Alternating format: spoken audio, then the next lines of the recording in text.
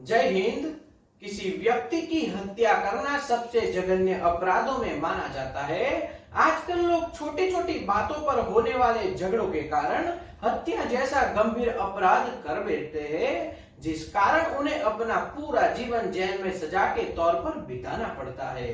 लेकिन क्या आपको पता है, यदि कोई व्यक्ति किसी की हत्या का केवल प्रयास ही करता है, समझ के चलिए किसी को मारने की मात्र कोशिश ही करता है, तो उसे कौन से कानून की धारा के तहत सजा दी जाती है, सजा होती भी है या नहीं।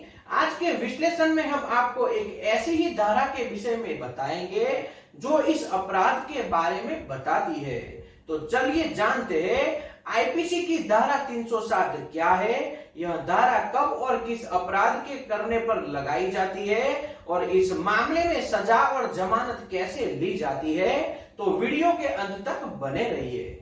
भारतीय दंड संहिता की धारा जिस प्रकार दोषी व्यक्ति को सजा देने का कार्य करती है, उसी प्रकार पीड़ित व्यक्ति को न्याय दिलाने के लिए उनके अधिकारों के बारे में भी बताती है। भारतीय दंड संहिता की धारा 360 के अधिनियम अनुसार कोई भी व्यक्ति इस तरह के इरादे या ज्ञान के साथ कोई कार्य करता है और ऐसी परिस्थिति में उस कार्य को करता है जिसके करने की वजह से वो किसी व्यक्ति की मृत्यु का कारण बन सकता है।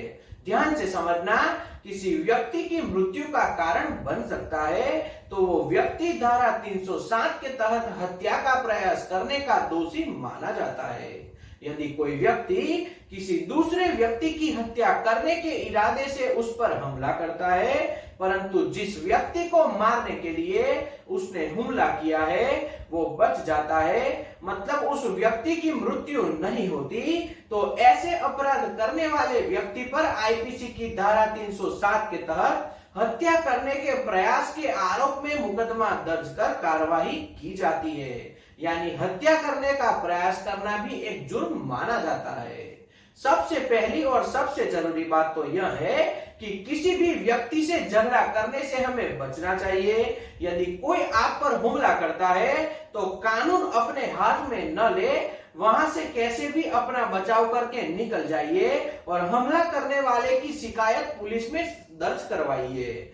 यानी आपको झगड़ा नहीं करना है, पुलिस को कंप्लेंट करनी है। किसी को मजाक करने के इरादे में धक्का दे देना या कोई भी ऐसा काम कर देना जिससे सामने वाले व्यक्ति को गंभीर चोट लग जाएगी, ऐसा कोई भी कार्य करने से हमेशा बचना चाहिए। यदि आपको कोई धारा 360 के झूठे केस में फंसा देता है तो किसी वकील से की सलाह लेनी चाहिए। वह खुद को निर्दोष साबित करने वाली सभी बातें वकील को बता देनी चाहिए, ताकि आपके वकील केस लड़ने के लिए अच्छे से मेहनत कर सके। इस धारा के तहत अपराध करने के लिए यदि आपने किसी खतरनाक हथियार का इस्तेमाल किया हो तो आप पर आईपीसी की धारा 360 के तहत कार्रवाई होगी। यदि कोई व्यक्ति किसी अन्य को मारने के इरादे से टॉय पॉप गन से गोली मारता है तो उस व्यक्ति को आईपीसी की धारा 360 के तहत दोषी नहीं ठहराया जाएगा, क्योंकि हत्या का प्रयास करने के लिए उसके पास कोई जानलेवा हथियार होना जरूरी है। उसके पास डुप्लीकेट गन होगी तो उसे किसी भी तरह से अपराधी नहीं माना जाएगा। तो कुछ ऐसी ही बातों का ध्यान में हमें रखना है। ऐसे गंभीर अपराधों में फंसने से हमें हमेशा बचना चाहिए। वह अपने आसपास के लोगों को भी जागरूक कर हमें उनकी मदद करनी चाहिए। तो आज का विश्लेषण यहीं तक। अगर यह वीडियो आपको पसंद आया हो तो वीडियो को लाइक और शेयर करें, चैनल को सब्सक्राइब करें और घंटी के बटन को दबाना बिल्कुल न भूलें, ताकि आने वाले वीडियो का नोटिफिकेशन आपको तुरंत मिल सके। जय हिंद।